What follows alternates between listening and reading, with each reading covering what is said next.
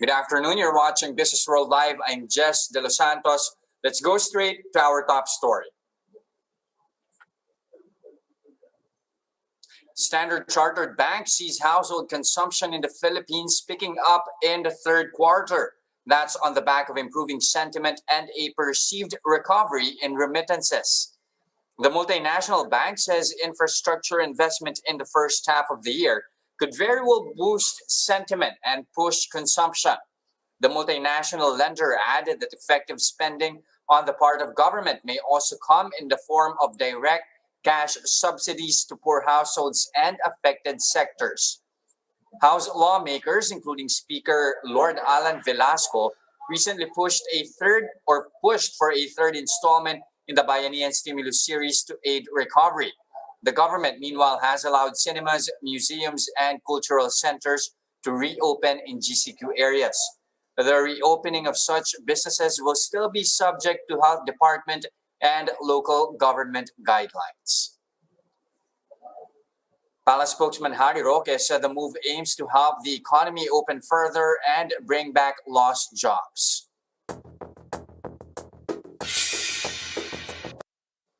All right, the local bourse, much like the rest of Asia, on a trading break today in observance of the Lunar New Year.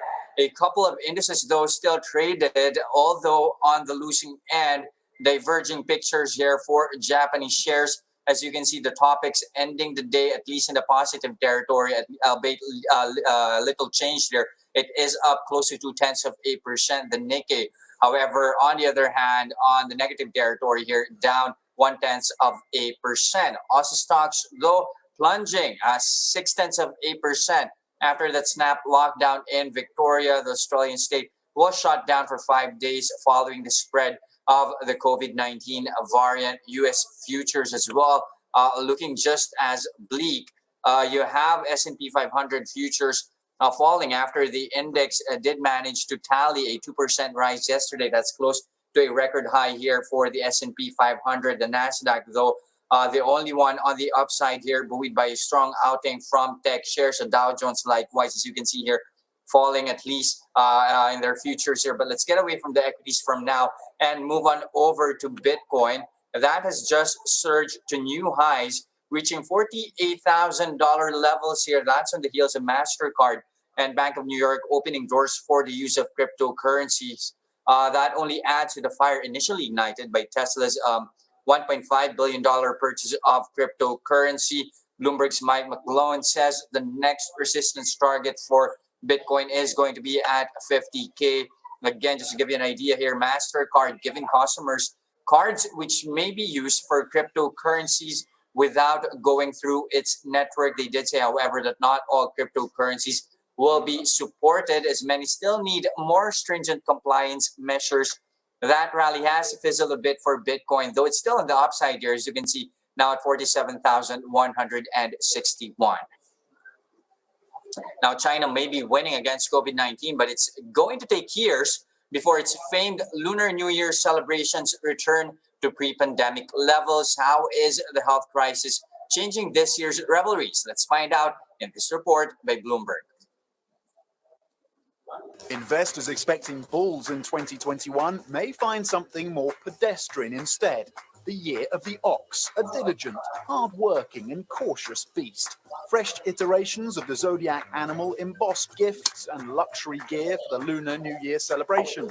But the party's likely to be muted. New COVID outbreaks, lockdowns and quarantines will see more Chinese stay put in cities, barred from travelling home for the holiday where family reunion is customary. The trend is evident in mainland aviation recovery, stalling in December. Only 240 million passengers flew on China's big three airlines in 2020, down 40% from the 400 million a year earlier. And the year-on-year drop in Lunar New Year travellers may be even greater than during October's Golden Week holiday, according to Bloomberg Intelligence, when highway travel fell by 20 million passengers per day. The silver lining could be with retail sales, where the consensus forecast sees a 29% bump in the first quarter. But authorities urging citizens to limit gatherings and shop online may ultimately weigh on their desire to spend.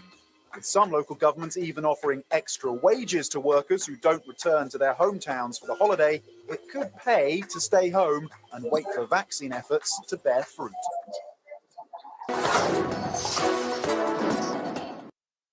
Now, here are other stories we're keeping our eyes on. Steel manufacturers are not keen on applying for the new safeguard duties, noting recovery in the industry and low imports as of the moment. Industry representative says licensed local players have since doubled to 21 after the decade-long protection that ended in 2019. Industry players now said their problems have shifted to smuggling and unfair trade practices. Some steel makers note there may be a need for safeguard duties again once an influx of cheap imported angle bars enters the country. The country's nickel industry is seen to have a strong year this 2021 on the back of improved foreign demand. The Philippine Nickel Industry Association said they're optimistic that rising nickel consumption would continue due to demand from the infrastructure, home appliance, and electric vehicle sectors. Industry data show that export value improved to about 25 billion pesos from January to September in 2020, and the group says this value was due to higher nickel world prices created by a steady demand in China.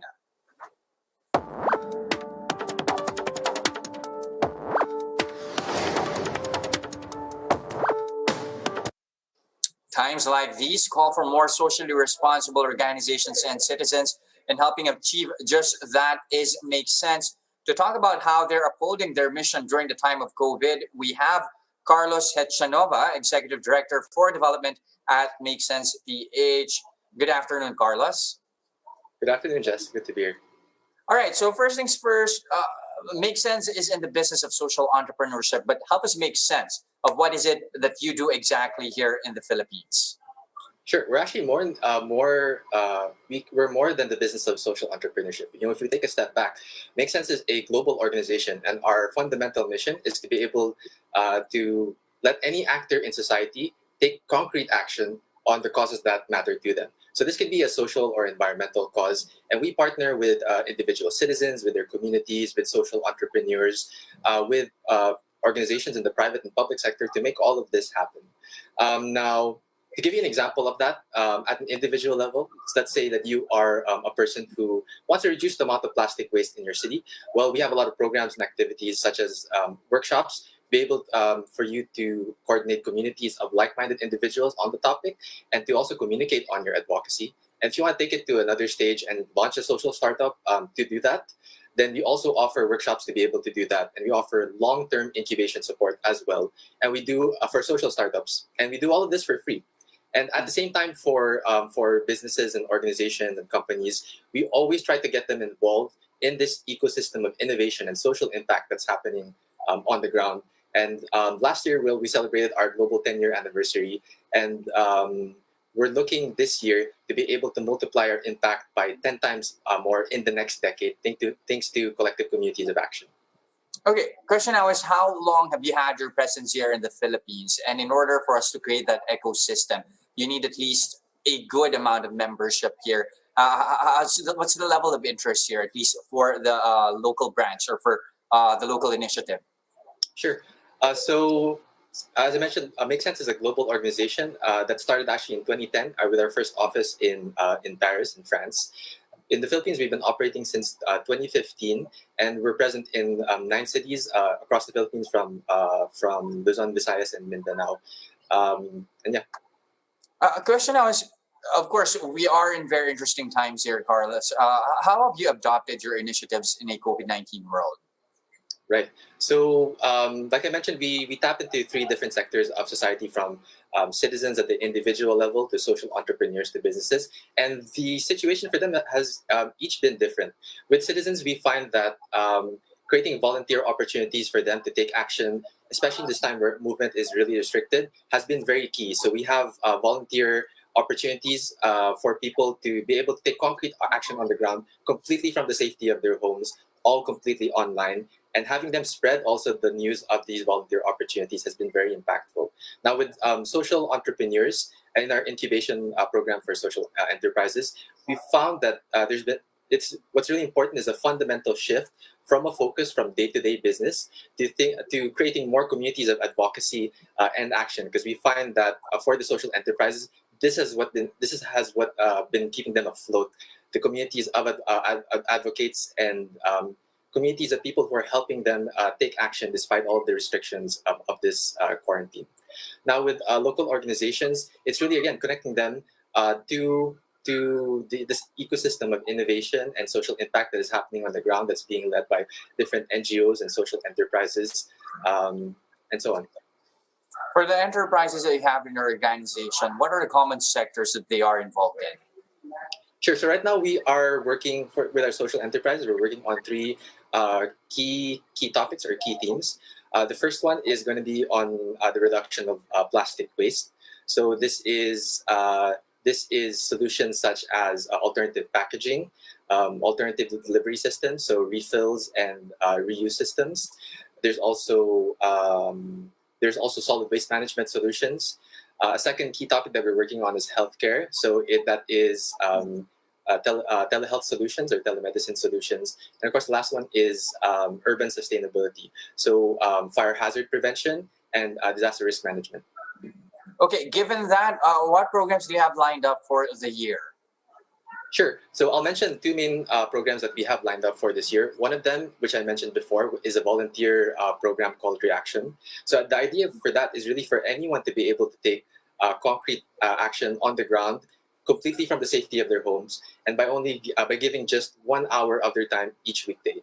So we launched this last year in March. Once the quarantine conditions in Metro Manila hit, and we're relaunching it again in March this year on the topic of women empowerment for Women's Month.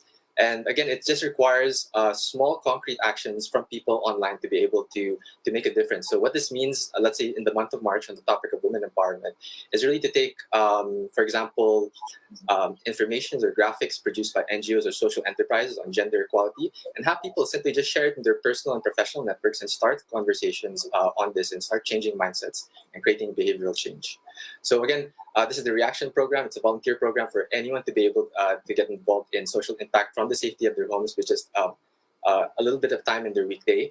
We're launching it in March. And another program that we're going to do has to do with a health coalition that we initiated with the support of Sanofi Philippines. Mm-hmm. So basically, it's a health coalition where we took we formed multi-stakeholder partnerships, actors from different sectors, from health startups to community leaders of urban poor, of women, of youth communities, to private companies, to representatives from DOH, and so on. And we got them all together to be able to co-design solutions to help underprivileged communities better manage their health. So we did a series of collaborative workshops in 2020, and now that we're done with that, in 2021, we are gonna take concrete action on that, and we're gonna run a program that looks to empower young aspiring health professionals and medical students, medical graduates, and doctors to uplift their careers, to get more, to build their careers through helping underprivileged communities manage their health. Okay, definitely, you have a lot of things lined up for the year. Here's to hoping that everything will pan out well for Makesense Philippines. Thank you very much for your time this afternoon, Carlos Hechanova, Executive Director for Development of Makesense PH. Thank you, Jes. And those are the biggest business news today, February 12, 2021. Catch Business World Live again on Monday at 9:30 a.m. for the market open and 3:15 p.m. for the market close. I'm Jes Delos Santos. We are One News.